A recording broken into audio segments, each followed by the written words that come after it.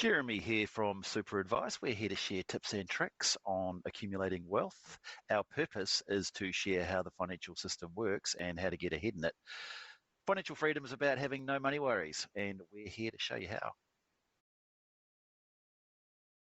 We get a lot of questions on cryptocurrency and should we invest in cryptocurrency? We don't advocate investing in cryptocurrency. Cryptocurrency essentially is a form of decentralized finance. So it is a way for people to buy and sell things using a medium of exchange or a currency that's not controlled by a governing body or a central government. So there's no regulations or rules around it. The cool thing, I think, about cryptocurrency is the technology that it uses to be able to work, and that is blockchain. Essentially, what blockchain is, if I could explain it super simple, it is a way to register transactions. Once it's done, it can never really be defrauded or changed or hacked or anything like that. So it's incredibly secure. And without that technology, cryptocurrency wouldn't be able to work as well as it does. Because it's decentralized finance, it's very popular with criminal organizations, terrorist organizations, blackmailers, and essentially criminals.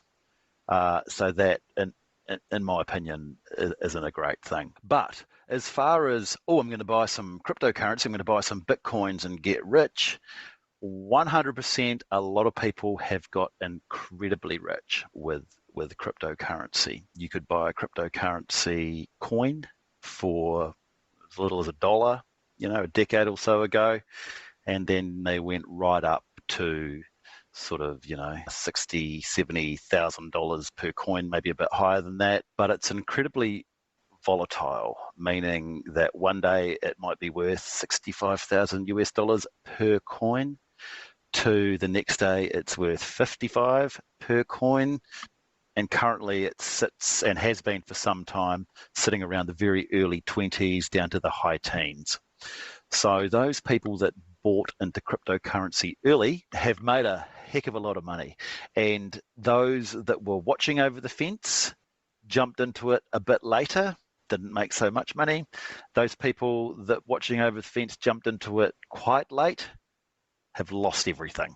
A lot of people have lost everything. I know there's a lot of believers out there with regards to cryptocurrency being the next thing, and great. But as far as an investment goes, we consider it to be a non-producing asset, which it is. It doesn't produce anything. It's just there, and you are hoping, if you buy one as an investment, really you're just hoping that someone else will come along and will think that they can buy it off you and sell it to someone else and make more money. There's a name for that. It's called the greater fool theory. I'm going to cut away to one of the greatest investors and wealthiest men of all time, Warren Buffett, and just give you his opinion on cryptocurrency.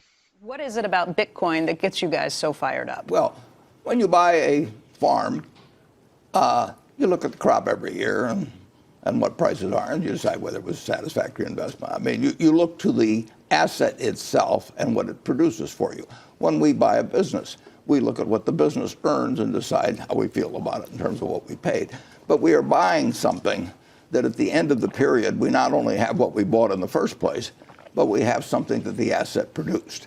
And when you buy non-productive assets, all you're counting on is whether the next person is going to pay you more because they're even more excited about another next person coming along. But the asset itself is creating nothing. One of the interesting things, for example, is gold. If you go back to the time of Christ and you look at how many hours of labor you had to give up in order to buy an ounce of gold, and you take it forward to now, you'll find the compound rate maybe 1/10 or 2/10%. And then you have to insure it during that time and make sure somebody doesn't steal it from you and everything. But it doesn't produce anything. And productive assets, you can pay too much for a productive asset. But I bought a farm in the 1980s, and every year we look at how much it produced the way of soybeans and corn. And at the end of that period, I've still got the farm, and I've gotten some significant income off of an apartment house, operating business. But if you and I buy various cryptocurrencies, they're not going to multiply. They're not going to be a bunch of rabbits sitting there in front of us. They're just going to sit there. And I got to hope next time you get more excited after I bought it from you, and then maybe I'll get more excited and buy it from you. And actually, we could sit in the house by ourselves, and we could keep running up the price between the two of us. But at the end of the time, there's one Bitcoin sitting there, and now we got to find somebody else. And they come to an end. I mean, those. That's a greater fool theory. That's what you're saying. Well, yeah, it's buying something because you expect the pool of people who want to buy it because they want to sell it to somebody else will grow, and you know, it's wonderful because it does create a rising price. Does create more buyers, and people think I've got to get in on this, and it's better if they don't understand it. That's the other thing about non-predictable. If you don't understand it, you get much more excited than if you understand it. I mean, if you buy a bond that says it's going to pay you 4% a year, you're not going to get any pleasant surprises. She's going to pay you 4% a year. But if you can have anything you want to imagine.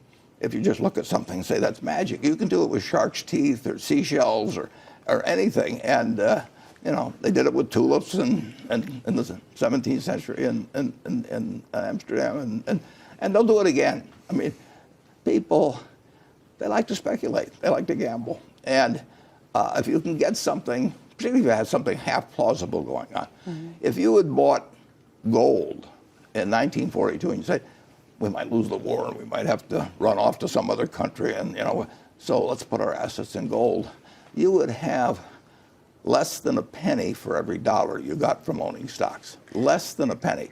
Now, if somebody calls that a store of value, I mean, I think they're delusionary. If you'd like to have a chat to us about gaining financial freedom, please give us a call on 0800 89 46 88 or come through the website. We've got a team of financial advisors ready to help you.